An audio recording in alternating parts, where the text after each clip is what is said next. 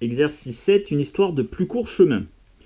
Une mouche s'est posée sur le sommet G d'un parallélépipède rectangle. Deux araignées partent en même temps du sommet opposé A. L'objectif de l'exercice est de déterminer quelle araignée attrapera la mouche.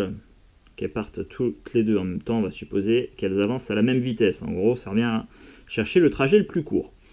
Alors, premièrement, déterminer en justifiant la longueur du chemin rouge. Celui-là, tac, tac. Alors, pour déterminer la longueur du chemin rouge, on va commencer par calculer la longueur AI, qu'on ne connaît pas. On connaît la longueur IG qui vaut 5. Maintenant, il nous reste à trouver la longueur AI.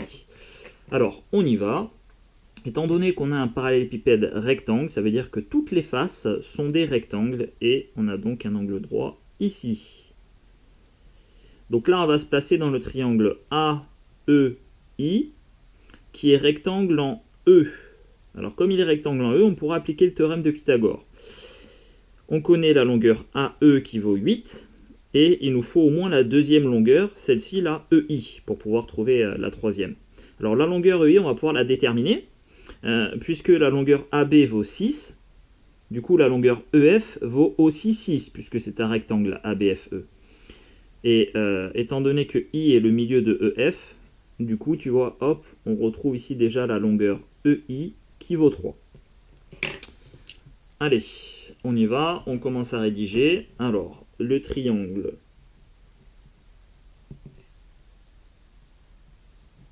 tiens, hop, d'ailleurs je vais changer, non, je vais rester comme ça, le triangle AEI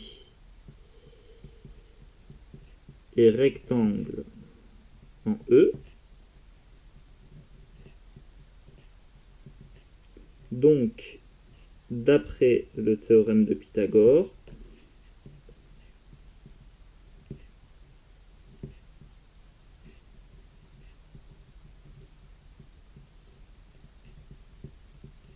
on a, alors le plus grand côté au carré, c'est-à-dire AI au carré, qui est égal à la somme des carrés des deux autres côtés, à savoir 8 au carré plus 3 au carré.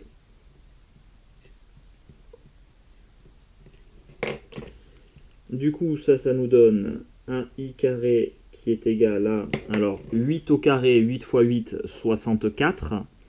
3 au carré, 3 fois 3, ça fait 9. Et 64 plus 9, ça fait 73. De plus, AI est supérieur ou égal à 0, puisque c'est une longueur.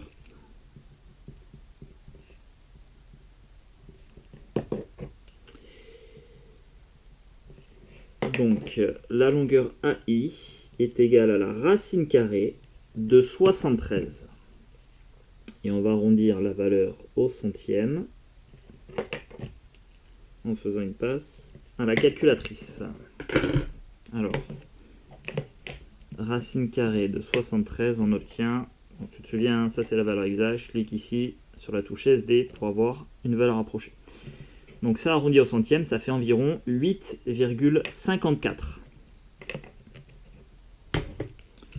Environ égal à 8,54. Allez, ça on va l'écrire ici. On a environ 8,54 ici. Parfait. Et maintenant on est en mesure de déterminer la longueur du chemin rouge parcouru par cette petite araignée. Du coup on va écrire longueur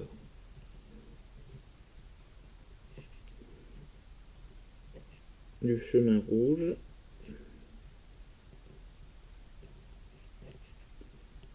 environ égal à 8,54 plus 5. Et ça fait environ du coup 13,54. Voilà. Parfait. Maintenant, question 2, déterminer la longueur du chemin bleu. Et ensuite, on va conclure. On va déterminer quelle araignée pourra attraper la mouche. Alors, notre chemin bleu, il est composé d'un segment AF. Alors, on ne connaît pas la longueur AF. Et on ne connaît pas non plus la longueur FG. Donc là, il va falloir calculer les deux longueurs. Alors, on va commencer par déterminer la longueur AF, allez, dans un premier temps. Donc pour ça, il faut voir que le triangle ABF, il est rectangle en B. Ensuite, on connaît la longueur AB qui vaut 6. On connaît aussi la longueur BF qui est égale à la longueur AE qui vaut 8. Voilà, on a deux longueurs ici. Un triangle rectangle, c'est parfait. On peut appliquer le théorème de Pythagore. Donc première partie, on va écrire ici calcul de la longueur AF. Alors, le triangle ABF est rectangle en B.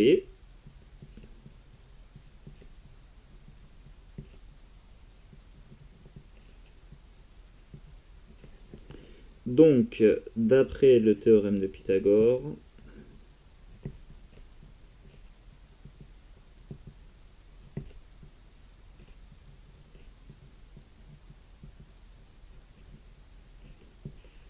on a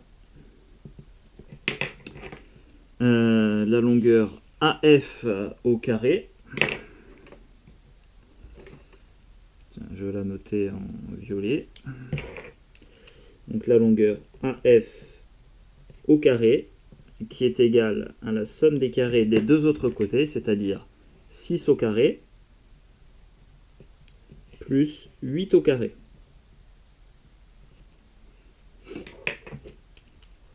Alors, ça va nous donner 6 au carré, 6 fois 6, 36. 8 au carré, 8 fois 8, 64. Et si on rajoute 36 à 64, ça fait 100. De plus, AF est une longueur, donc AF est supérieur ou égal à 0.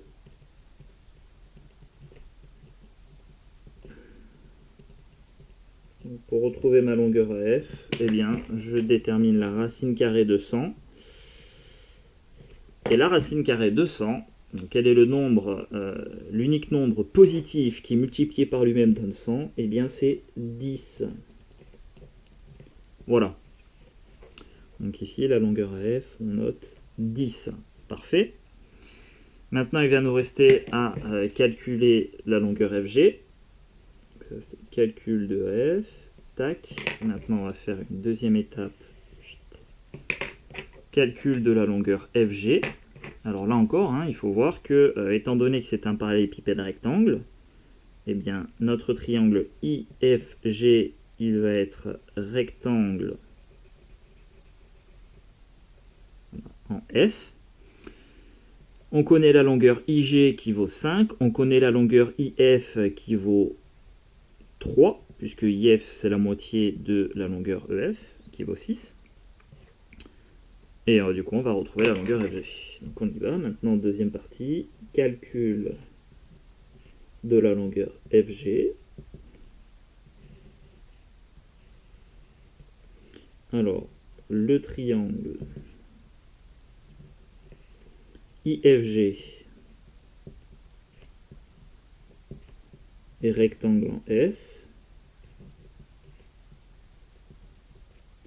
Donc, d'après le théorème de Pythagore,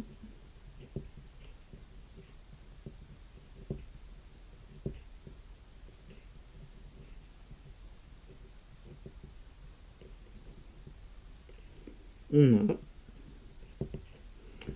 le plus grand côté au carré, à savoir la 5 au carré. 5 au carré, qui va être égal à la somme des carrés des deux autres côtés, c'est-à-dire IF au carré qui vaut 3 au carré, plus la longueur FG au carré que je cherche.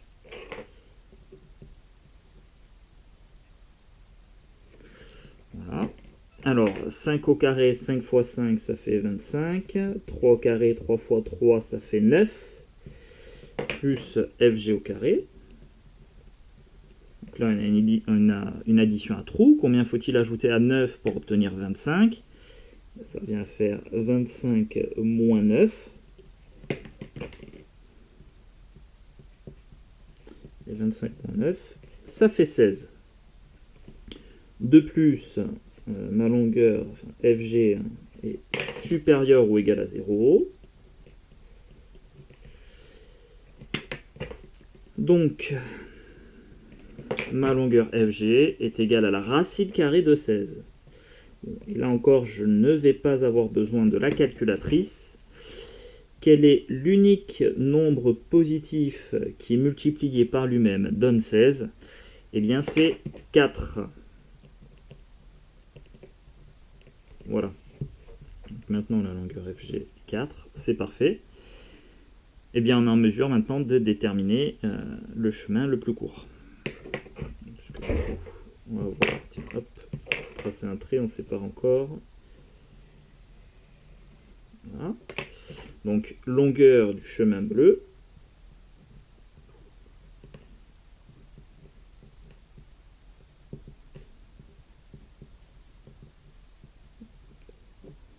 Coquille, longueur du chemin bleu est égale à 10 plus 4, à savoir 14. C'est donc l'araignée qui suit le chemin rouge et qui arrivera en premier au point G. En revanche, je doute qu'elle arrive à attraper la mouche, parce que la mouche, elle est quand même assez rapide. Donc on va dire ici, c'est l'araignée.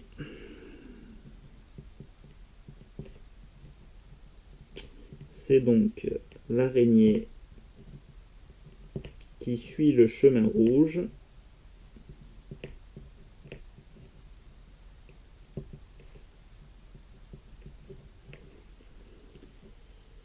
qui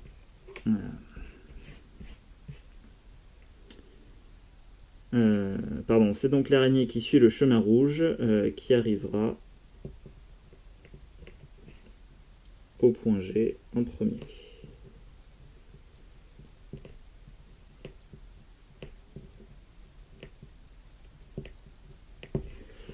Ok, allez, on poursuit. Alors, question 3. À l'aide d'une partie du patron du parallélépipède ABCD-EFGH, ci-contre, tracer le plus court chemin allant de A à G en restant sur le parallélépipède. Donc là, ce qu'on est en train de te dire, c'est que, tu vois, l'araignée qui se trouve sur le chemin rouge, elle a un chemin plus court à parcourir que sur le chemin bleu. En revanche, ça, c'est pas le chemin le plus court possible reliant le point A au point G. Il en existe un autre. Et l'objectif là de la question 3, ça va être de trouver ce chemin le plus court. Voilà, question très intéressante. On a un parallélépipède rectangle. Comment on fait pour trouver le chemin le plus court reliant deux sommets opposés? Et l'idée, si tu veux, c'est de décomposer le parallélépipède rectangle. Tu vois, on décompose le patron. Tu imagines qu'on l'ouvre en fait. Tu vois là, cette face-là, là, B, C, G, F. On va la déplier pour l'aligner avec cette face-là. Tu vois, on a notre patron, notre parallélépipède rectangle qui est comme ça. Et donc la face latérale ici, hop, je l'ouvre pour l'aligner avec cette face-là. Donc c'est ce qu'on a fait là, tu vois. Hop, du coup on a A, B, F, E, ça c'est la face de devant. Et donc notre face latérale, on l'a ouverte. Et du coup on obtient ça. B, C. Donc le point G que je retrouve ici, je l'appelle G2 parce que j'en ai un autre, tu verras. Donc G ici et F ici. Et ensuite, la face supérieure ici, E, F, G, H, pareil, je vais l'ouvrir pour l'aligner aussi avec ma face AB, F, E. Donc c'est ce qu'on a fait. Et du coup, tu vois, le point G là, le point G, quand il est sur la face supérieure et que je l'ouvre, je vais arriver du coup à G1 ici, en haut du point F. Voilà. Donc là, hop, on a, si tu veux, éclaté le parallélépipède rectangle, on l'a déplié légèrement. Bon, grâce à ça, on va être en mesure de trouver le chemin le plus court reliant le point A au point G. Alors, ici, on a deux possibilités. Tu sais que le chemin le plus court, c'est la ligne droite, entre deux points, en tout cas dans notre monde. Alors, je vais avoir deux possibilités pour le chemin le plus court. Soit ce sera le segment AG1. D'ailleurs, on va faire un en bleu et un en rouge. Non. On va mettre un peu de couleur. Je vais faire en violet, tiens. Donc, soit ce sera le segment AG1, soit ce sera le segment AG2. une chose est sûre, le chemin le plus court, c'est l'un de ces deux-là. Eh bien, pour savoir lequel est, on va calculer la longueur de ces deux chemins, tout simplement. Voilà. Allez, on y retourne. Alors, on va commencer par reporter quelques longueurs. Alors, la longueur AB, elle vaut 6. La longueur BC, elle vaut 4. Hein, c'est la même que la longueur FG. Donc, 4 ici. Ensuite, on a 8 ici. Ici, on a un angle droit. Donc, déjà, tu vois... Alors, tu vois pas, on a l'impression que c'est noir, mais je l'ai fait en vert. Hein. La longueur AG2, on va pouvoir la calculer grâce au théorème de Pythagore, puisqu'on connaît, on a un triangle ACG2 qui est rectangle en C. On connaît la longueur AC, qui vaut 6 plus 4, c'est-à-dire 10. Et on connaît la longueur CG2 qui vaut 8. Ensuite, pour calculer la longueur du chemin violet, on va travailler dans le triangle AHG1 qui sera rectangle en H. Alors on a 8 ici en AE. Ensuite, la longueur EH, on la connaît, elle vaut 4. 4 ici, 4 ici, 4 ici.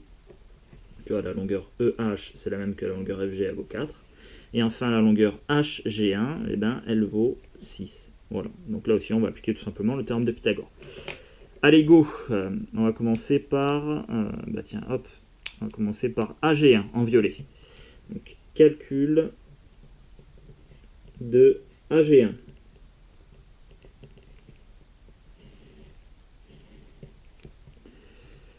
Alors, dans le triangle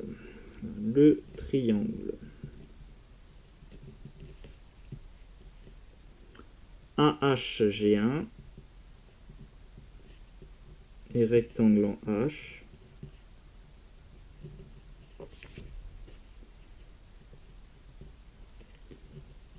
donc, d'après le théorème de Pythagore, là, tu dois commencer à faire overdose de la rédaction, parce que tu l'as écrit tellement de fois. Hop, donc d'après le théorème de... Mais tu vas continuer de te forcer. Hein. Donc d'après le théorème de Pythagore, on a... Alors, AG1 au carré, le plus grand côté au carré, qui est égal à AH au carré, c'est-à-dire 8 plus 4, 12 au carré, plus la longueur HG1, 6 au carré. Alors, ça va nous donner 12 au carré, 12 fois 12, ça fait 144. 6 au carré, 6 fois 6, ça fait 36. Et 144 plus 36, ça fait 180. De plus, la longueur de plus, donc AG1 qui est une longueur est un nombre positif. Donc la longueur AG1 est égale à la racine carrée de 180. Allez, on fait une passe à la calculatrice, on va essayer d'arrondir ça. Hop, on avait dit arrondir au début au centième, donc on va continuer, on va respecter ça. Racine carrée de 180, on obtient 13,42 si j'arrondis au centième. Donc environ égal à 13,42. On va l'écrire, environ 13,42. Parfait, maintenant on y va, on va calculer AG2.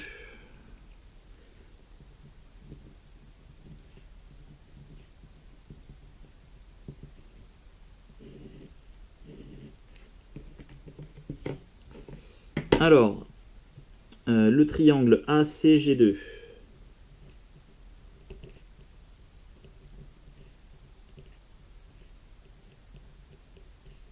Et rectangle en C.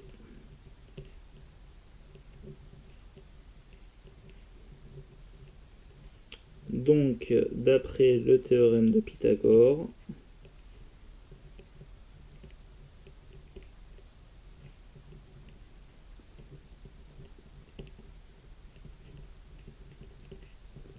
on a AG2 au carré qui est égal à la somme des carrés des deux autres côtés. Alors, AC, ça fait 6 plus 4, 10. On met ça au carré. Plus le carré du deuxième côté, G de C, c'est-à-dire 8 au carré. Ça nous donne AG2 au carré qui est égal à...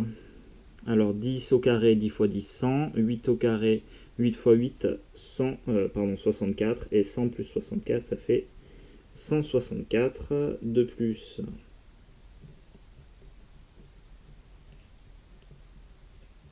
AG2 qui est une longueur est positive, donc la longueur AG2 est égale à la racine carrée de 164. Et là, tu vois, même sans déterminer la valeur, on sait déjà que le chemin vert est plus court que le chemin violet, puisque racine carrée de 164 sera plus petit que racine carrée de 180. Allez, racine carrée de 164... Ça nous donne, si on arrondit au centième, à peu près 12,81. Voilà le chemin le plus court reliant les sommets A et G2. Donc tu as compris hein, l'idée, il suffit tout simplement de dessiner le patron et de tracer le chemin le plus court, donc le segment. Voilà.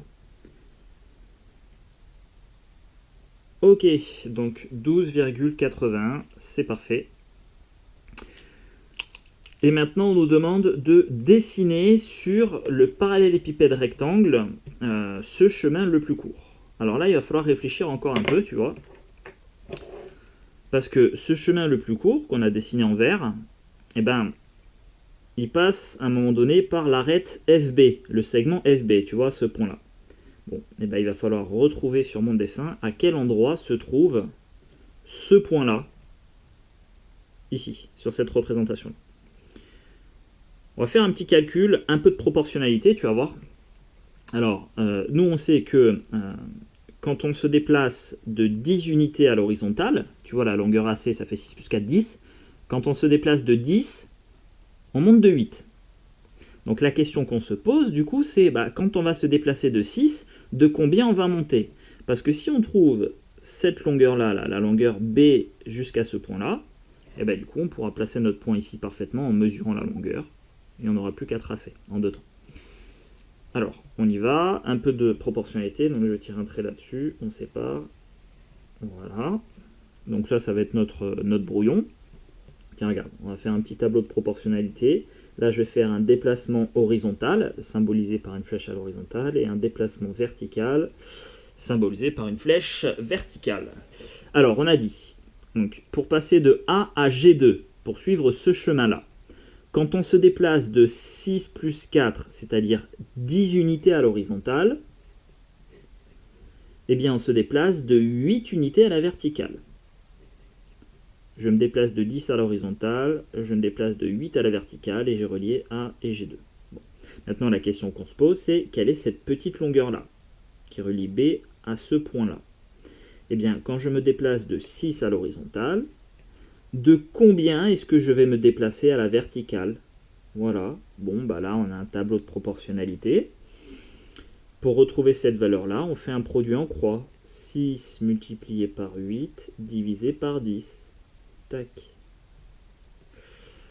Donc on a, tiens, je vais écrire le calcul ici. Donc 6 multiplié par 8 divisé par 10. Et ça fait 4,8. 6 fois 8, 48. 48 divisé par 10, ça fait 4,8. Donc très bien. Mon segment ici, il va passer par ce point-là qui se trouve à 4,8 unités du point B. Ok, bon, on retourne là-dessus maintenant. Alors on va avoir un deuxième petit travail à faire parce que tu vois, le dessin là, je ne l'ai pas mis en centimètres. Tu vois, c'est-à-dire que 8 unités ici, regarde, je vais mesurer, la longueur AE qui vaut 8, eh bien, ça vaut 5,2 cm.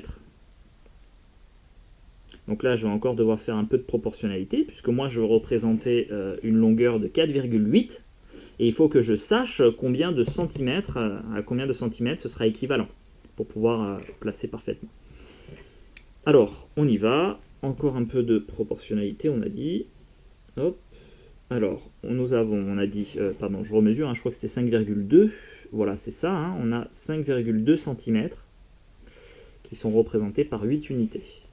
Donc 8 unités, ça équivaut à 5,2 cm. Et nous, on veut tracer un segment de 4,8 unités. Donc là encore, on a un petit produit en croix à faire pour trouver cette valeur-là. Donc on va avoir 4,8 multiplié par 5,2 cm divisé par 8. Hop. Point d'interrogation, on a dit 4,8 multiplié par 5,2 cm divisé par 8 ici. Alors, on y va. 4,8 multiplié par 5,2 divisé par 8 et on obtient 3,12. Alors, 3,12, hein, pardon, hein, j'ai utilisé la calculatrice, on aurait pu le retrouver de tête en prenant, tu vois, 4,8. Hop, si tu le divises par 8, ça fait 0,6. Parce que 6 fois 8, 48. Donc 0,6 fois 8, 4,8. Et ensuite, ça revient à multiplier donc 5,2 par 0,6. Eh bien, c'est comme si tu multipliais 6 par 0,52. 6 fois 50, ça fait 300. Et 6 fois, je sais plus, je te dis oui, 6 fois 50, ok, 6 fois 2, 12, voilà.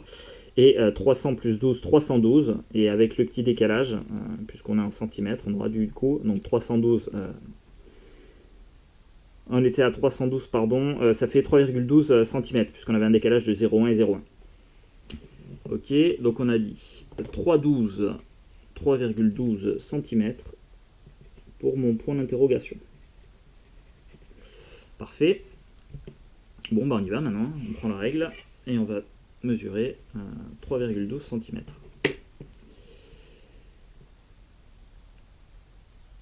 Donc grosso modo, 3,1 cm.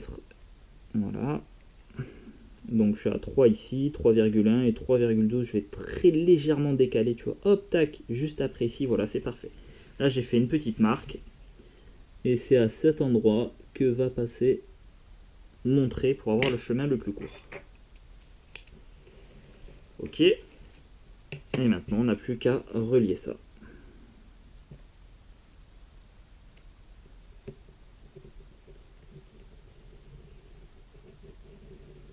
Donc là, on a une première partie du chemin, et ensuite, il faut relier ça à G.